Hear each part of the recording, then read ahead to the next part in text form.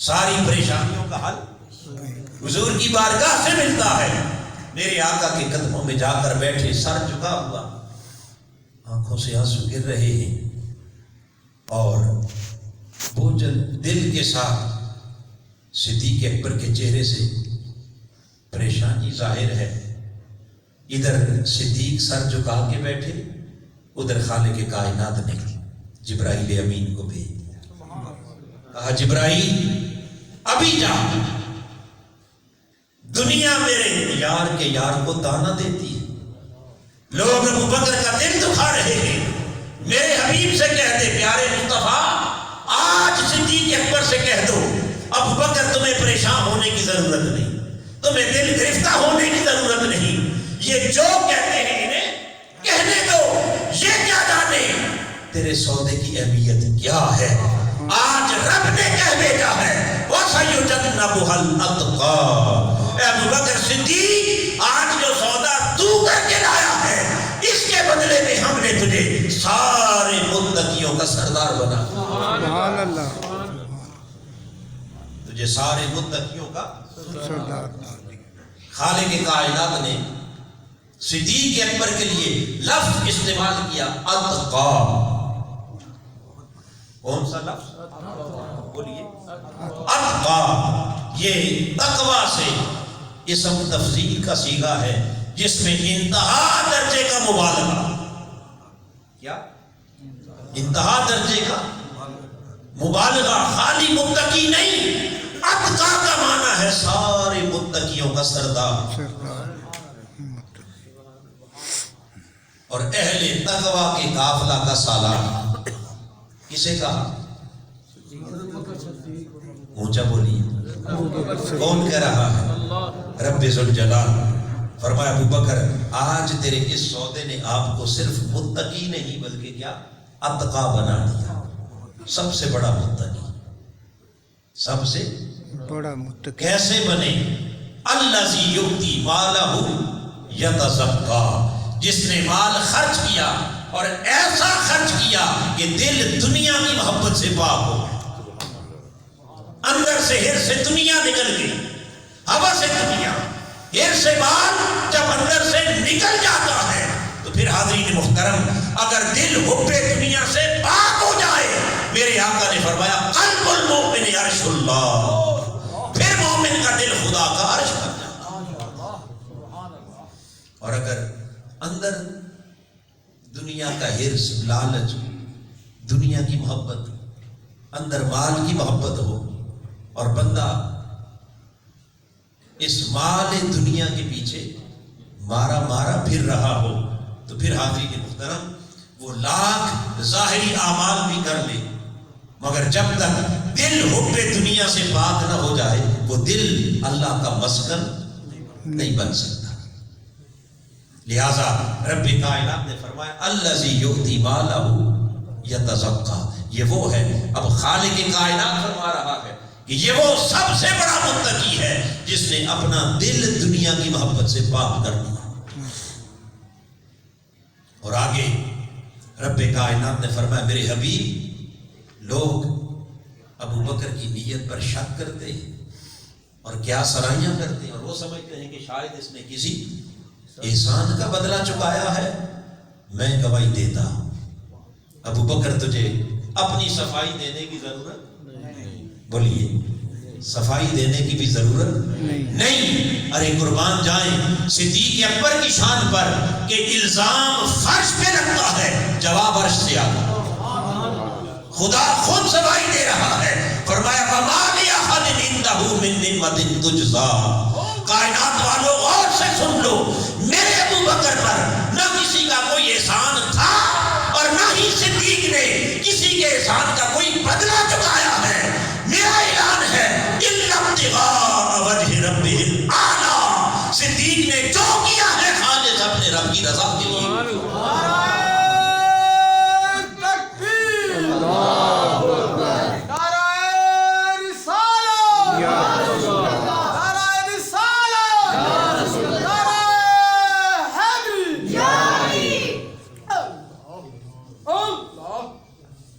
محترم یہ ہیں تاجدار کائنات کے وہ وفا شعار غلام کہ جن پر اگر کوئی انگلی اٹھتی ہے اس زمین پر تو خالق کائنات ان کی صفائی کے لیے جبرائیل بھیجتے ہیں عرش پر. فرمایا میرے ابو بکر پر کسی کا کوئی احسان نہیں تھا اور نہ اس نے کسی کے احسان کا کوئی بدلہ چکایا ہے. تو باری تعالیٰ یہ کیا کیا ہے؟ فرمایا الا ابتغاء وجہ ربہ الاعلی. صدیق نے جو کیا اپنے رب کی رضا کی خاطر. آگے خالق کائنات نے آخری آیت کریمہ میں مضمون کو کلوز کرتے ہوئے یوں فرمایا وَلَسَوْفَ يَرْضَىٰ. ان قریب وہ اس سے راضی ہو جائے گا. ان قریب وہ اس سے کیا ہو جائے گا؟ راضی ہو جائے. اب یہاں ایک لمحے کے لیے رک کر جو بات سمجھنے والی ہے وہ یہ کہ خالق کائنات نے لفظ استعمال کیا یرضا. کیا لفظ ہے؟ اور یرضا یہ فعل کیا ہے؟ بولیے. فعل مضارع ذکر کیا مگر اس فعل کا فاعل ذکر نہیں کیا.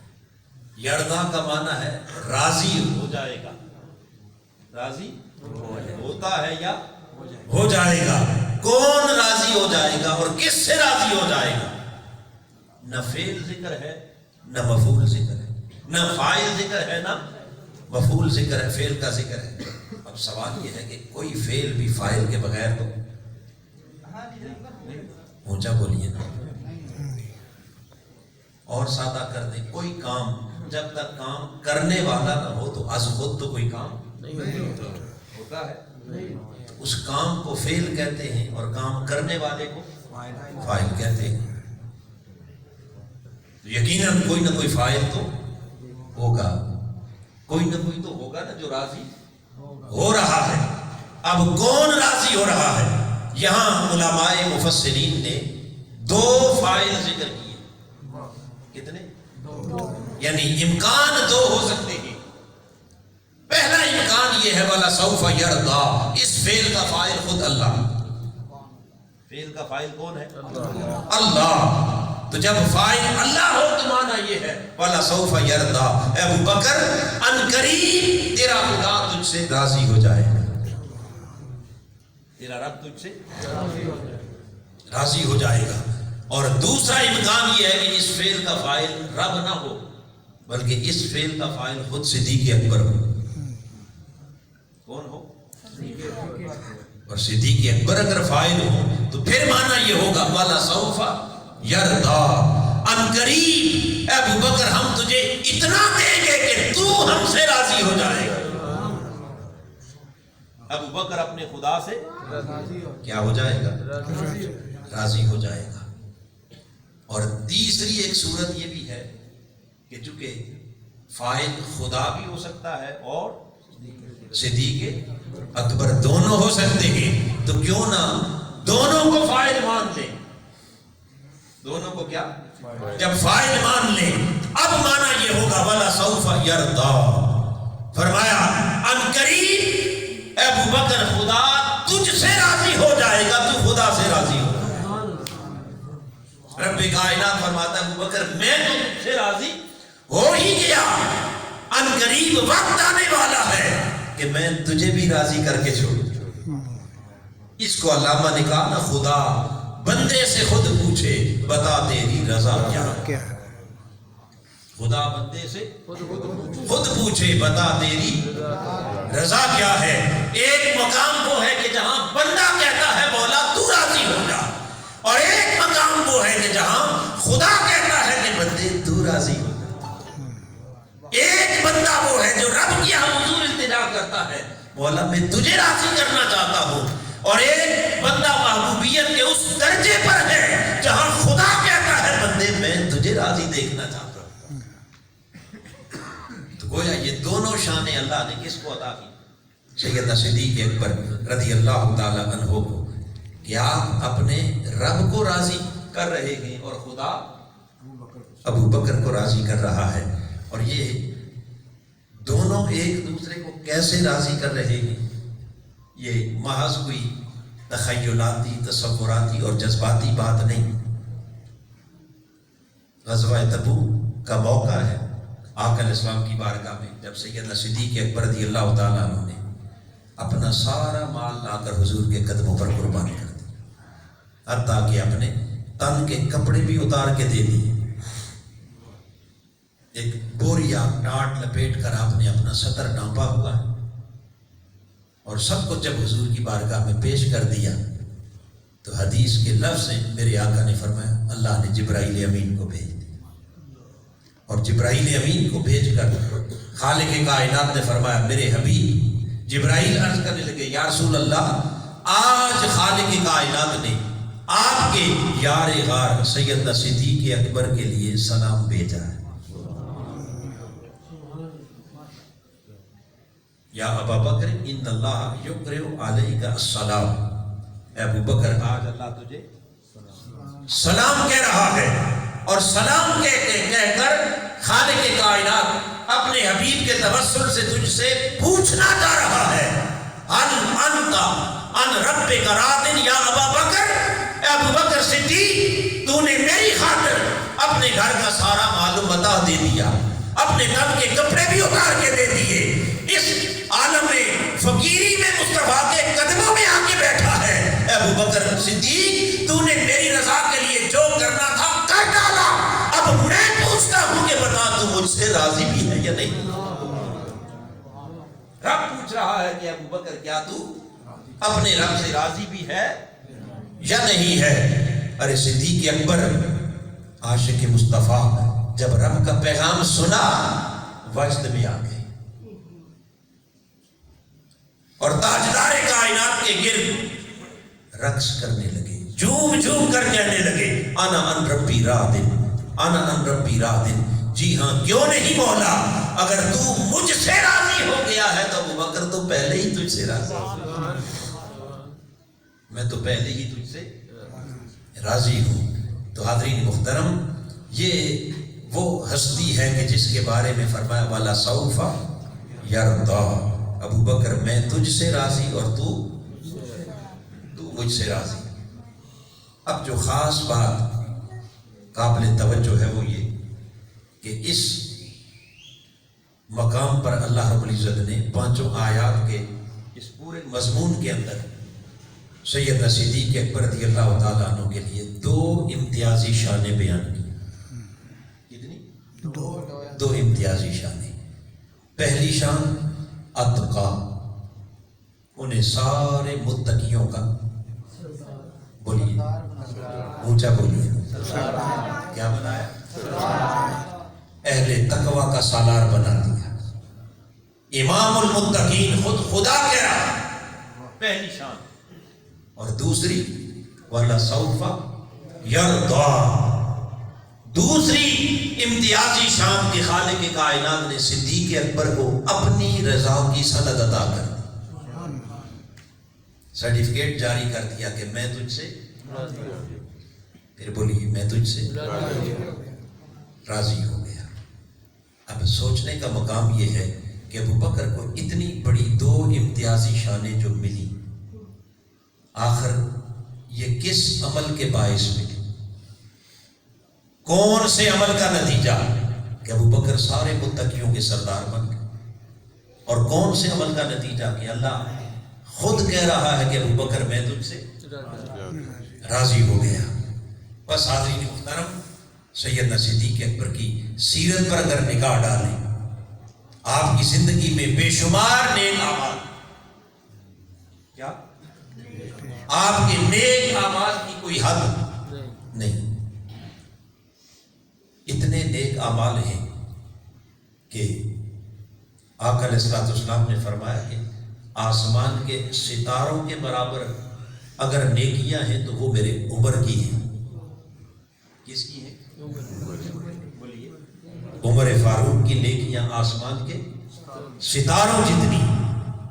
اور حضرت ام المومنین حضرت عائشہ صدیقہ رضی اللہ تعالیٰ عنہ کو مخاطب کر کے حضور نے فرمایا عائشہ اگر آسمان کے ستاروں جتنی نیکیاں عمر کی ہیں تو ابو بکر صدیق اس کے بارے میں اگر پوچھتی ہوگی اس کی نیکیوں کا عالم کیا ہے، میرے آقا نے فرمایا ابو بکر عمر کی آسمان کے ستاروں کے برابر ساری نیکیاں ایک طرف، اور ابو بکر کی شب ہجرت غار ثور کے اندر میرے ساتھ بسر ہونے والی ایک رات کی نیکی ایک طرف۔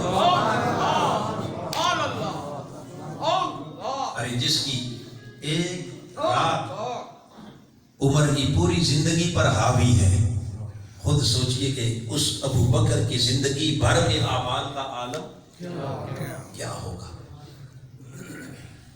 ان کی یقیناً ان کی نماز جیسی نماز نہیں ہے کسی؟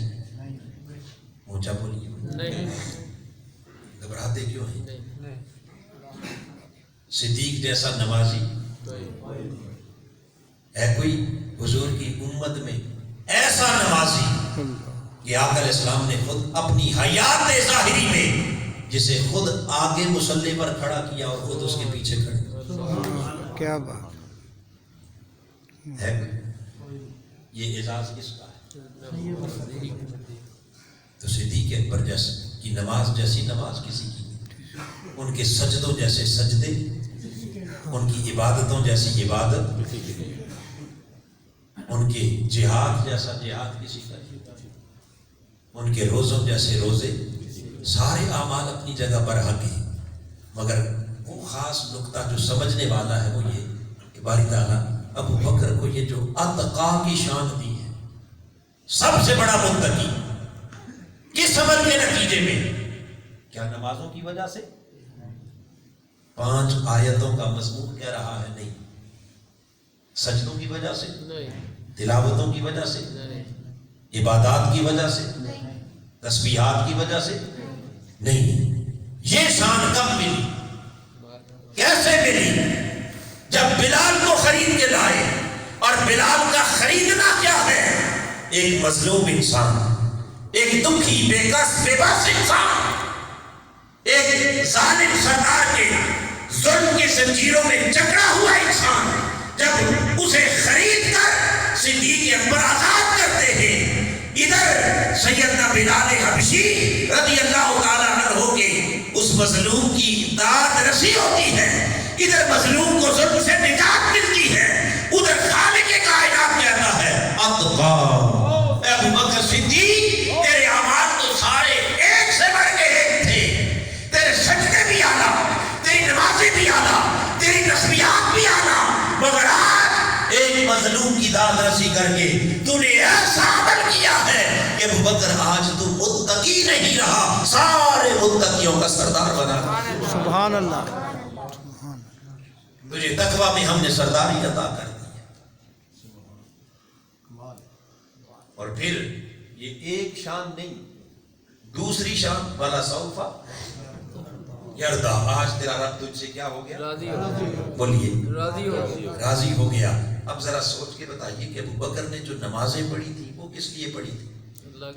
اسی کو راضی کرنے کے لیے۔ روزے رکھے کس کے لیے؟ سجدے کیے کس کے لیے؟ تلاوتیں کی کس کے لیے؟ اور میں کیا تو نے سب کچھ پہلے بھی میری رضا کے لیے ہی تھا، اس میں تو کوئی شک نہیں کہ اللہ ہم سے راضی ہے اور راضی تھا، مگر رب کائنات کا قرآن یہ بتا رہا ہے کہ ابو بکر صدیق آج تو نے بلال کو خرید کر ایک مظلوم کی داد رسی کر کے جب اس مجبور بے کس بے بس انسان کے چہرے کے منہ میں لقمے ڈالے، اور ادھر بلال کے چہرے پر جب مسکراہٹ آئی، اس دکھی انسان کو مسکراتا دیکھ کر خدا بھی مسکرا پڑا۔ کہا ابو بکر تھا تو تیرا پہلے بھی سب کچھ میری خاطر، مگر آج تو نے وہ کر ڈالا، مجھے بول کے کہنا پڑ گیا ابو بکر آج سے میں تجھ سے راضی ہو گیا۔ سبحان اللہ، میں تجھ سے کیا ہو گیا؟ راضی ہو گیا۔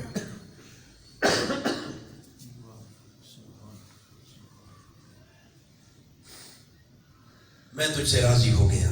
حاضرین محترم، پتہ یہ چلا کہ یہ دونوں سب سے اونچے اعزازات، ایک تقوی میں کمال اور دوسرا اللہ کی رضا کی صنعت، یہ صدیق اکبر کو کسی رسمی عمل کے نتیجے میں نہیں ملے، کیا رسمی عمومی عمل کے نتیجے میں نہیں ملے، بلکہ یہ دونوں شانیں انہیں اس وقت رب نے عطا کی کہ جب انہوں نے ایک مظلوم کی داد رسی کی، ظلم کی زنجیروں میں جکڑے ہوئے ایک انسان کو جب انہیں اسے آزادی کی نعمت دلائی اور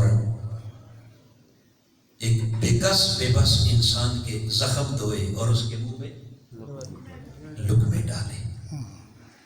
اب ذرا ایک لمحے کے لیے سوچئے کہ کیا اس طرح انسانیت کی خدمت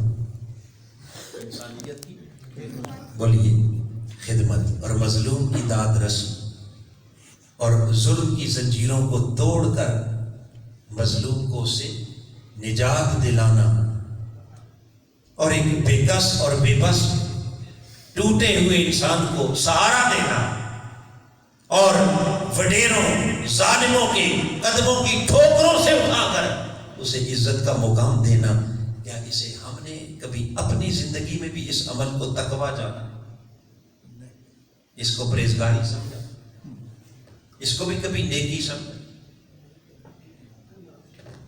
ہماری نگاہ میں نیکی کا تصور کوئی اور ہے اور قرآن کا عطا کردہ نیکی کا تصور کوئی اور ہے، بولیے اور ہے۔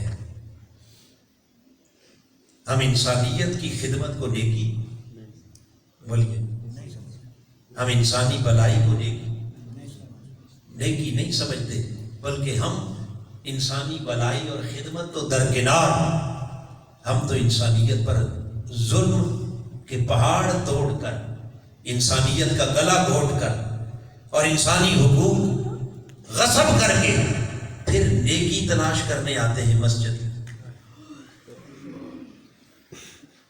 بھائیوں کا حق مار لیا، بہنوں کا حق مار لیا، یتیم بھانجوں بھتیجوں کا حق مار لیا، پڑوسیوں کا حق مار لیا، بیواؤں کا حق مار لیا، کمزوروں کے مال پر قبضہ، جائیداد پر قبضہ، اور سارے حقوق ہڑپ کر کے پھر تقویٰ کی تلاش میں کہاں آ گئے؟ پہلی صف میں آ گئے۔ ہم نے سمجھا کہ شاید تقویٰ اور نیکی صرف نام ہے کس کا؟ نماز کا، مسجد آنے جانے کا، سجدوں کا، ہاتھ میں تسبیح کا، اپنے جبے کبے اور دستار کا نام تقویٰ ہے۔ خالق کائنات نے فرمایا لوگوں یاد رکھ لو، لیس البر ان تولوا وجوہکم قبل المشرق والمغرب، فرمایا نیکی صرف چہرے کا مشرق مغرب کرنا نہیں، کعبے رخ ہو کر خالی کھڑے ہونا نیکی نہیں۔ لیس البر، قرآن کہہ رہا ہے کہ آؤ تمہیں نیکی کا تصور دیں، نیکی کی حقیقت بتائیں گے۔ نیکی صرف مسجد آنے جانے کا نام نہیں، بولیے نیکی صرف رسمی نمازوں کا نام نہیں۔ تمہاری تعالیٰ پھر نیکی کیا ہے؟ فرمایا نیکی یہ ہے وَلَٰكِنَّ الْبِرَّ مَنْ آمَنَ بِاللَّهِ وَالْمَلَائِكَةِ وَالْكِتَابِ وَالنَّبِيِّينَ وَآتَى الْمَالَ عَلَىٰ حُبِّهِ ذَوِي الْقُرْبَىٰ وَالْيَتَامَىٰ وَالْمَسَاكِينِ وَابْنِ السَّبِيلِ وَالسَّائِلِينَ وَفِي الرِّقَابِ، جو اللہ رسول پر اور آخرت پر ایمان رکھنے والا ہے اس کے لیے نیکی شروع کہاں سے ہوتی ہے؟ وَآتَى الْمَالَ، نیکی شروع ہوتی ہے اس مال کو اللہ کی مخلوق پر خرچ کرتے ہیں۔ سبحان اللہ۔ اللہ حبہ، کس کی محبت میں؟ اللہ کی محبت کو پانے کے لیے اس مال کی محبت کو دل سے نکالنا پڑتا ہے اور اسے اللہ کی مخلوق پر خرچ کرنا۔ اللہ حبہ ذوی القربیٰ، اپنے قریبی رشتہ داروں پر خرچ کرنا، والیتامیٰ، یتیموں پر خرچ کرنا، والمساکین، مساکین پر خرچ کرنا، وابن السبیل، مسافروں پر خرچ کرنا، والسائلین، محتاجوں پر، ضرورت مندوں پر خرچ کرنا۔ اگر ان تمام کمزور طبقات کے حقوق پر ڈاکہ ڈل رہا ہو اور بندہ نیکی کہاں تلاش کر رہا ہو؟ مسجد میں۔ اور ہم تو الا ماشاء اللہ ہم اس عمل پر بھی توجہ کم دیتے ہیں۔ نیک بننے کے لیے عمل بھی تھوڑا ہوتا ہے، دکھلاوا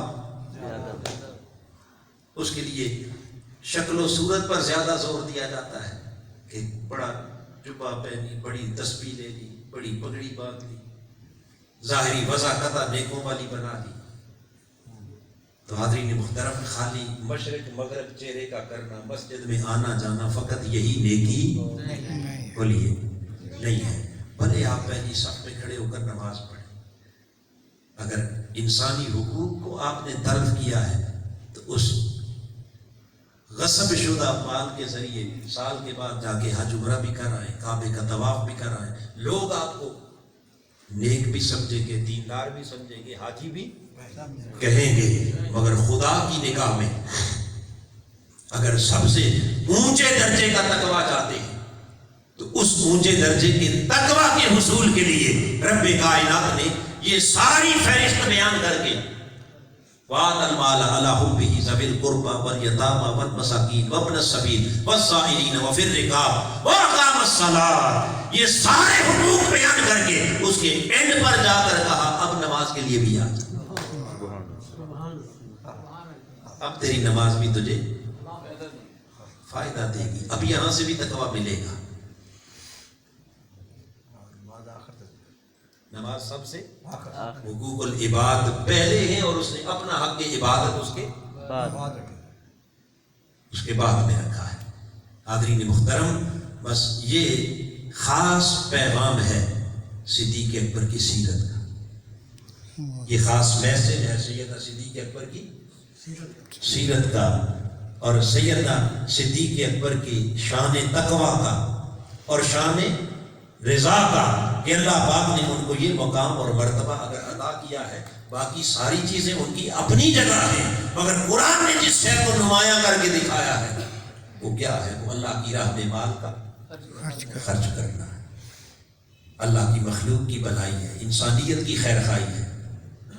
یہ پیغام ہے صدیق اکبر کی سیرت کا اور یہ تصور نیکی ہے جو رب کائنات کا قرآن ہمیں دے رہا.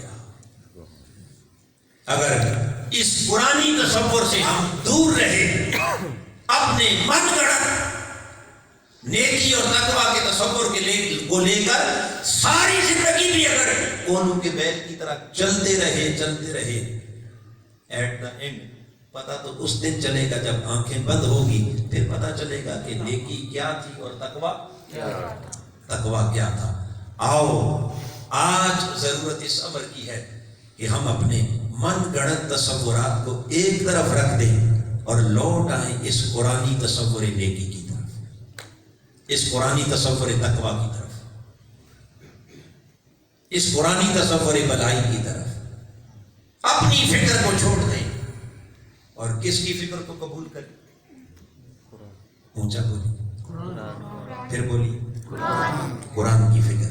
بس اس قرآن کی فکر کو دل اور دماغ کے اندر راسخ کرنا اور اس قرآنی فکر کی طرف متوجہ کرنا اور اس قرآنی بھولے ہوئے سبق کو یاد دلانا، یہ مقصد ہے اس درس عرفان القرآن کا.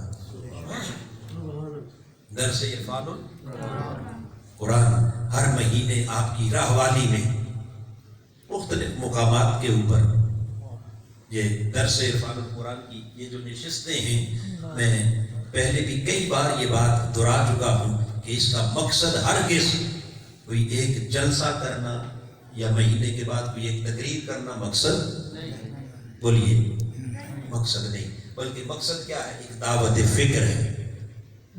دعوت فکر ہے کہ آؤ اپنی ساری فکریں چھوڑ کر قرآن کی فکر کو اپنا. ایک درد ہے، ایک سوز ہے جو قرآن دینا چاہ رہا ہے.